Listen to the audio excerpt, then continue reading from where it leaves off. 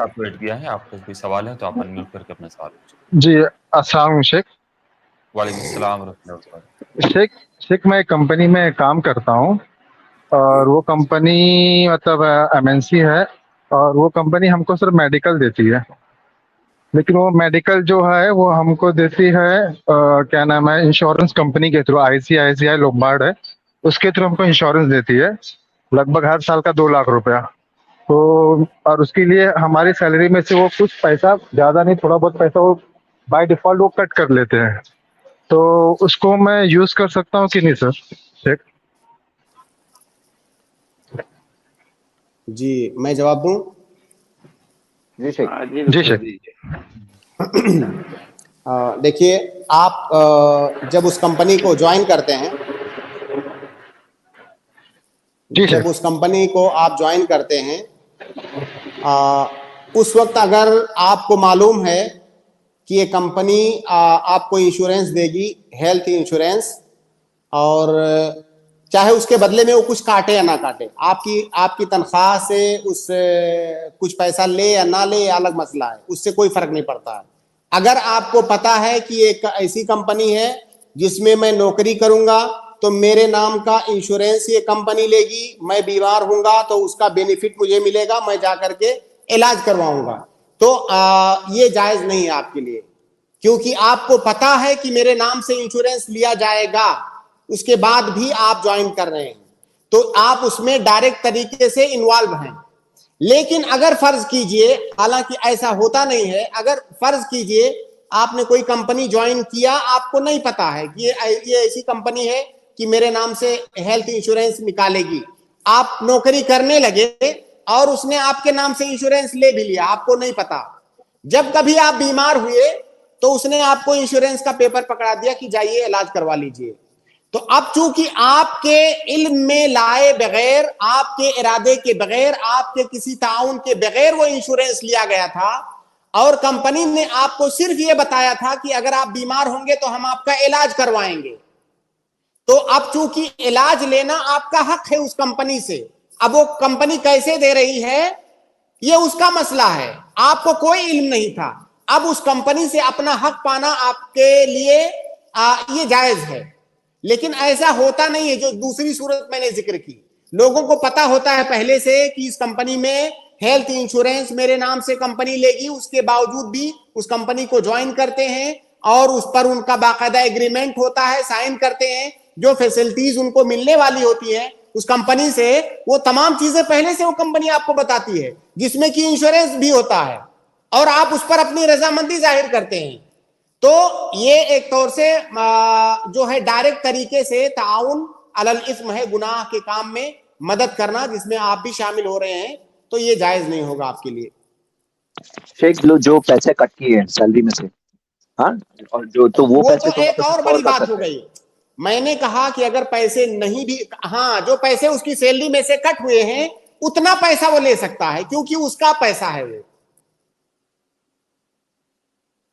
लेकिन इंश्योरेंस नहीं जायज होगा उसके लिए। उतना पैसा, मान लीजिए उसकी सैलरी में से 4-6-10 साल में 50,000 रुपया कटा, उसको पता होता है कि कितना कट रहा है, तो जब वो मौका आए तो वो जो है उतना ले सकता है।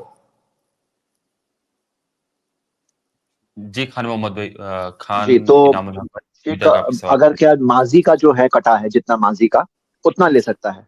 अब ऐसे मौके बार बार आते नहीं है, तो मुस्तकबिल का भी थोड़ी गुंजाइश होती है कि मुस्तकबिल में भी आने वाले नहीं, देखिए उसका जो रियल है, उसके अपने तनख्वाह से कटी हुई रकम वो लेगा।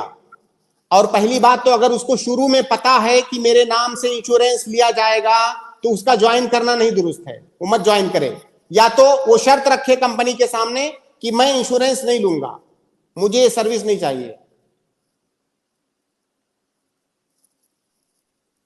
शेख, ये अगर कोई कोशिश करे कि ये शर्त मान ली जाए, ना उसके पैसे कटे, ना उसका प्रीमियम जाए, और ना उसको हेल्थ इंश्योरेंस मिले, मेडिकल इंश्योरेंस मिले, अगर उसको ऐसी शक्ल मिल जाती कंपनी में तो बहुत अच्छा। ये बताइए, जो क्वेश्चनर है, आप जो मिसाल पूछ रहे हैं, तो आपको क्या लगता है, आपकी कंपनी में ऐसा मिलने का चांस होता है या क्या है? शायद वो जवाब नहीं दे रहे। जी शेख, मान लीजिए अगर कोशिश करने के बावजूद नहीं हेलो मिल रहा। हेलो शेख शेख हाँ। मैं ये बोल रहा था, जब ज्वाइनिंग का टाइम था मेरा, तो एक्चुअली उस टाइम मुझे मालूम नहीं था, लेकिन जब मेरी पहली सैलरी का जब मैं पे स्लिप आया था, तो उसमें मुझे मालूम पड़ा कि मेरा पैसा कट रहा है। तो मैंने बात हुआ था, तो वो कंपलसरी सब एम्प्लॉय में कटता ही है, उसके लिए हम कुछ कर नहीं सकते। वो आपका पैसा कटेगा ही कटेगा, आप लो या ना लो, वो अलग इशू है। लेकिन हमको ये बोल के गया था, हमको ये नहीं बोला था कि आपको कोई कंपनी मतलब इंश्योरेंस कंपनी की वजह से, वो हमको मेडिकल बोल के दिया गया था कि आपका, आपकी वाइफ का प्लस आपके माँ बाप का हम मेडिकल मतलब मेडिकल कराएंगे। लेकिन वो डायरेक्ट कोई हॉस्पिटल से टाई अप के बदले उन्होंने क्या किया, हमको सेकंड मतलब उन्होंने डायरेक्ट इंश्योरेंस कंपनी से टाई अप किया, और वो उन्होंने बोला है कि आपका जो भी इश्यू रहेगा आप उससे बात करिए, जो भी पैसा रहेगा हम उनको पे करेंगे। मतलब हम डायरेक्ट इन्वॉल्व नहीं है, कंपनी इन्वॉल्व है बिल्कुल, इंश्योरेंस हाँ कंपनी से। ऐसा बिल्कुल। देखिए, ये शक्ल है। मैं समझ गया आपकी बात। जब आपने ज्वाइन किया आपको ये सारी चीजें नहीं मालूम थी। आपको जब पहली जी सैलरी शेख। पता मिली तो आपको पता चला। आप अपना ऑडियो बंद कर लें। जब आपको पहली सैलरी मिली तब आपको पता चला कि आपके नाम से इंश्योरेंस लिया गया है। अब जहां तक आपको नहीं मालूम था वहां तक कोई मसला नहीं है, आप लाइल्म थे। लेकिन अब आपको पता है कि मेरे नाम से इंश्योरेंस लिया गया है। आप या तो उस कंपनी से कहिए कि या तो आप वो इंश्योरेंस मेरे नाम से जो है वो कैंसिल कीजिए। गर्चे वो जो आप मेरी सैलरी से पैसा काट रहे हैं मुझे इलाज देने के लिए, तो कोई मसला नहीं है। लेकिन वो जो आपने इंश्योरेंस लिया हुआ है उसको कैंसिल कीजिए, वरना मैं आपके साथ कंटिन्यू नहीं कर सकता। जहां पे देखिए, किसी हराम काम में आप इन्वॉल्व हो गए बगैर इल्म के, तो जब तक आपको इल्म नहीं हुआ तब तक कोई मसला नहीं है। जहां पे आपको इल्म हुआ वहां पे आपको निकल जाना है। जैसे शेयर मार्केट में ये मसला आता है कि कई दफा ऐसा होता है, किसी कंपनी को हमने ज्वाइन किया, उसमें शेयर खरीदा ये समझते हुए कि सब कुछ सारा मामला इनका साफ शफाफ है। बाद में पता चला कि उस कंपनी के अंदर तो फला फला चीज गड़बड़ियां हैं, उसके अंदर फला हराम काम होता है। तो जहां तक आपको नहीं पता था वहां तक कोई मसला नहीं है, पता होने के बाद आप उससे निकल जाइए। हेलो शेख, मैंने ये सवाल एक शेख से किया था, तो उन्होंने मतलब बोला था कि गुंजाइश है, और उन्होंने ये बोल के मुझे बोला था कि जैसे कंपनी आपको एक फैसिलिटी दे रही है। फॉर एग्जांपल, जैसे कहीं कोई कोई कंपनी हमको पिक एंड ड्रॉप का फैसिलिटी देती है बस का। तो उन्होंने ये एग्जांपल मुझे दिया था कि फॉर एग्जांपल कोई बस कंपनी हायर करती है सूद पे, लेकिन उस पे आपका आना जाना हलाल है, क्योंकि वो कंपनी का लेना देना है, आपका लेना देना नहीं है। उसी तरह मेडिकल का भी रहता है कि मेडिकल कंपनी कर रही है, आपका लेना देना नहीं है। आप तो डायरेक्ट कंपनी ने उस चीज का जिम्मेदारी लिया कि आपको मेडिकल दिया जाएगा, वो मेडिकल कहाँ से दे रही कैसे दे रही है उनका लेना देना। उन्होंने ऐसा से कहा था, आप बस ये का एग्जाम्पल बताइए, देके। सुनिए, बस का एग्जाम्पल, बस के एग्जाम्पल में सूद थोड़ी होता है। बस तो नहीं किराए नहीं पर फॉर ली एग्जाम्पल, जाती है नहीं वही भाई। बस बस तो कोई किराए उन्होंने पर, सूद। सूद पे कैसे होता है? बस क्या किराए नहीं पे नहीं हम गाड़ी कोई हायर करते हैं तो सूद देते हैं? भाई सुनिए, एक मिनट। जब वो कंपनी आपके नाम से इंश्योरेंस ले रही है, आप कैसे उससे अपने आप को अलग कर सकते हैं? आपके नाम से इंश्योरेंस ले रही है, आप उस कंपनी में जॉब कर रहे हैं, और इंश्योरेंस अपने लिए नहीं बल्कि आपके लिए ले रही है, आपके नाम से ले रही है। आप उस पर रजामंदी का इजहार कर रहे हैं। हराम काम सिर्फ करना ही हराम नहीं है, हराम काम पर रजामंदी का इजहार करना भी हराम है। बाकी कौन शेख क्या कह रहे हैं वो तो आपको हर तरह के शेख फतवे मिल मैं जाएंगे। एक सवाल ये पूछ रहा हूँ कंपनी पॉइंट ऑफ व्यू से। अब कुछ कानून होते हैं जो कंपनियों पे भी आते हैं, और कुछ चीजें जो होती है गवर्नमेंट की तरफ से भी लाजिम होती है कंपनियों पर। अब वो कंपनी की हो सकता है कुछ मजबूरी हो नहीं हो, तो अब वो जॉब जो होता है, अगर मान लीजिए बाकी एंगल से हलाल जॉब है और ये मेडिक्लेम इंश्योरेंस का प्रॉब्लम हो रहा है, तो आप मान लीजिए कि अगर एक इंसान ने कोशिश कर लिया, अपने तौर पर कोशिश कर लिया कि भाई मुझे इसमें इन्वॉल्व नहीं होना मेडिक्लेम में, और कोशिश कर लिया और कंपनी नहीं मान रही क्योंकि उनकी पॉलिसीज हो सकती है और गवर्नमेंट की तरफ से उनके ऊपर कुछ लवाजिमात हो सकते हैं। तो अब इस सिचुएशन के अंदर कोई एक एम्प्लॉय ने अपने तौर पर कोशिश कर लिया, और वो अगर मान लीजिए उसे फ्यूचर में इंश्योरेंस का पैसा आएगा तो सिर्फ अपनी असल जो उसकी रकम कटी है वही लेगा, उससे ऊपर नहीं लेगा। तो ऐसी सिचुएशन में फिर क्या वो कंटिन्यू कर सकता है जॉब में? जैद भाई आप ये बताइए कि क्या उस कंपनी में जॉब करना उस आदमी की मजबूरी है? शेख, अगर सारी कंपनीज में अगर गवर्नमेंट की तरफ से लवाजिमात है, जैसे गाड़ी चलाने में इंश्योरेंस का कंपलसरी है कुछ चीज, तो मेडिक्लेम के भी कुछ लॉज हैं, तो अगर कुछ कंपलसरी है और अगर सारी कंपनियों पे है तो वो हायर लेवल की कंपनियों में नहीं काम कर पाएगा ना वो। देखिए अब ये आप इसमें जनरल हम बात नहीं कर सकते, हम उसूली बात कर सकते हैं कि अगर उस आदमी की मजबूरी है, वो आदमी खुद समझता है कि वो उसकी मजबूरी का क्या लेवल है। अगर उस आदमी की मजबूरी है, जैसे हम सूदी बैंक में अपना अकाउंट खोलते हैं, हमारी मजबूरी है, हम नहीं चल सकते। अगर मुल्क में रहना है, आपको मुल्क के निजाम के साथ चलना है, तो आपको सूदी बैंक में अकाउंट खोलना पड़ेगा। तो हम, ये मजबूरी है हमारी, हम कहते हैं जायज है। अगर हुकूमत की तरफ से लाजमी कर दिया जाए कि आपको क्रेडिट कार्ड लेना है, आप नहीं चल सकते, आपको बिजली का बिल क्रेडिट कार्ड से ही भरना है और किसी कार्ड से आप नहीं भर सकते। अगर ऐसा कानून आ जाए मुल्क के अंदर तो हम कहेंगे आप क्रेडिट कार्ड लो, तो वो अलग मसला होता है। फिर हम उस देखेंगे उस आदमी की क्या मजबूरी है, क्या वो उस कंपनी के अंदर जॉब करना लाजमी है। यहाँ पे वो उस कंपनी में वो मेडिक्लेम के लिए तो ज्वाइन नहीं हुआ, उसका मेन मकसद बैंक में अकाउंट खोलने में मेन मकसद अकाउंट होता है, पैसे वहां रखना होता है। यहाँ पे वो कंपनी में जॉब के लिए ज्वाइन हुआ, उसकी सैलरी ले रहा है। अब ये एक एक्स्ट्रा चीजें होती है, जो एक्स्ट्रा चीज उसका मेन मकसद में से नहीं है, मेन सैलरी पैकेज में से नहीं है, ये एक्स्ट्रा चीजों में से है। और वो भी चीज वो तर्क कर रहा है, छोड़ रहा है, और वो भी चीज वो कोशिश कर रहा है कि उसे उसमें ना शरीक होना पड़े। तो क्या ऐसी गुंजाइश फिर रहती है कि उसने अपने तौर पे कोशिश कर लिया, और हाँ अगर उसको दूसरे जॉब मिल सकते हैं मार्केट में, उसको पता है तो कि मजबूरी क्या है ना, मजबूरी बहुत मुश्किल है, अगर दूसरे जॉब है उसे मिल सकते हैं तो वहां जाए, कोई बात नहीं। लेकिन मान लीजिए अगर ये इतना आम मसला हो गया है आज कि इसमें उसको पता है कि जहां जाएगा ये मसला सामने आएगा, फिर ये होगा कि खुद का छोटा मोटा बिजनेस करे, तो मजबूरी नाम तो नहीं अप्लाई कर सकते उसके लिए वहां पर कि भाई उतना बड़े जॉब करने की तुम्हारी क्या मजबूरी है। लेकिन उसके अंदर ये चीज के ताल्लुक से वो उसका जब मेन मकसद नहीं है, तो क्या कुछ गुंजाइश है, जब उसने कोशिश कर लिया और पैसे छोड़ रहा है, वो नहीं ले रहा है वो इंश्योरेंस के पैसे, तो क्या उसके अंदर गुंजाइश है? अच्छा, मैं एक सवाल करता हूं जैद भाई आपसे। जैसे फर्ज कीजिए हमारे मुल्क में, फर्ज कीजिए या किसी और मुल्क में ऐसे बैंक हैं जो सूदी बैंक हैं, पूरे मुल्क में सूदी बैंक हैं, लेकिन बैंक में अकाउंट खोलना हमारी मजबूरी नहीं है।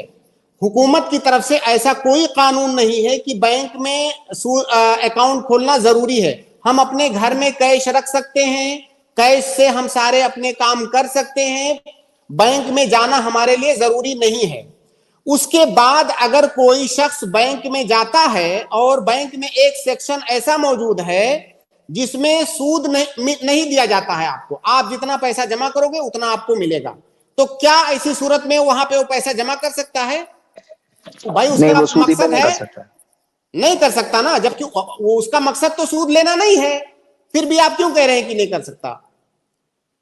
भाई मेरा मकसद है कि मेरा पैसा है उसके पास, घर में ऑप्शन पैसे रखने का ऑप्शन भी है, मेरा और गैर सूदी बैंक भी है। घर से मेरा मकसद बैंक में सिर्फ पैसा महफूज करना है, लेकिन मेरे उस पैसे का इस्तेमाल हराम कामों में किया जाएगा, तो एक तरह से मैं हराम काम में ताउन कर रहा हूं।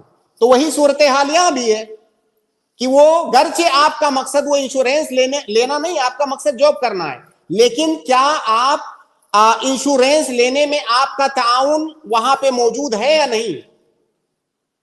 मौजूद है जी। तो अगर मजबूरी है तो ले सकता है आदमी, मजबूरी नहीं है तो नहीं। जी शुक्रिया, जज़ाकल्लाह खैर। उम्मीद है कि मैं देखिए एक बात यहाँ पे और बताऊं, एक बात यहाँ और बताऊं जैद भाई, आप इसको ज्यादा क्लियर बता सकते हैं। अभी जो पीएफ का मसला है, मैं उसमें बहुत कंफ्यूज रहता था, क्योंकि जो पीएफ का कानून है, मैं जाहिर है मैं शरई मसाइल का एक्सपर्ट हूं, तो मैं उसी में मैं जवाब दे सकता हूं, लेकिन जो उसके कानून है वो मुझे बहुत गहराई से उसका इल्म नहीं था, तो मैं उसी को रिसर्च कर रहा था। तो मुझे पता चला कि अगर पीएफ लेना उसी वक्त जरूरी होता है जब आपने ज्वाइन किया है, काम शुरू किया है, तो आपकी तनख्वाह 15,000 या उससे कम अगर है तो आपको पीएफ लेना जरूरी होता है। ऐसा कुछ निजाम है, आप बताएंगे, मुझे कंफर्म नहीं है। और अगर आपकी सैलरी मान लीजिए 1 लाख से स्टार्ट हो रही है, तो आपको पीएफ लेना जरूरी नहीं होता है, आपको कोई मजबूर नहीं करेगा, कोई मुल्क का कानून आपको मजबूर नहीं करता कि आप पीएफ लो। तो मेरी एक एक्सपर्ट से बात हुई, वो मुस्लिम ही थे और इन मामलात में वो जानकार माने जाते हैं। हमने उनसे पूछा कि आप कोई ऐसा तरीका बताइए कि अगर कोई पीएफ से बचना चाहता है तो क्या वो बच सकता है? कह रहे नहीं, पीएफ से आप नहीं बच सकते, ये कंपलसरी है और ये बहुत फायदे की चीज है आपके। हम उनको बता रहे हैं बार बार कि ये सूद है इसमें, हम चाहते हैं कोई इसका अल्टरनेट बताएं आप हमें। कह रहे नहीं, इसका कोई, ये बहुत फायदे की चीज है, आपको लेना चाहिए।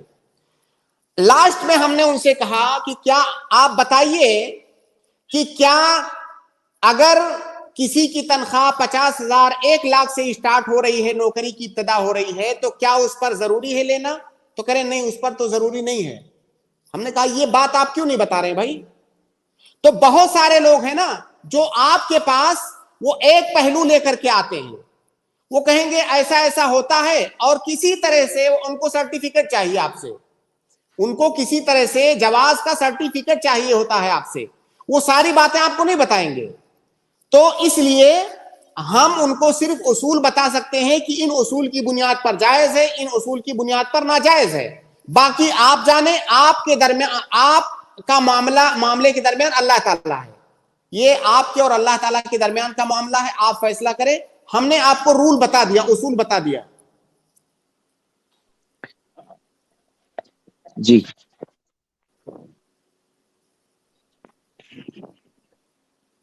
प्रोग्राम का वक्त खत्म हो गया है, हाँ, तो बहुत ताखिर हो आप गए, लोग मेरे ख्याल से खत्म करना चाहिए।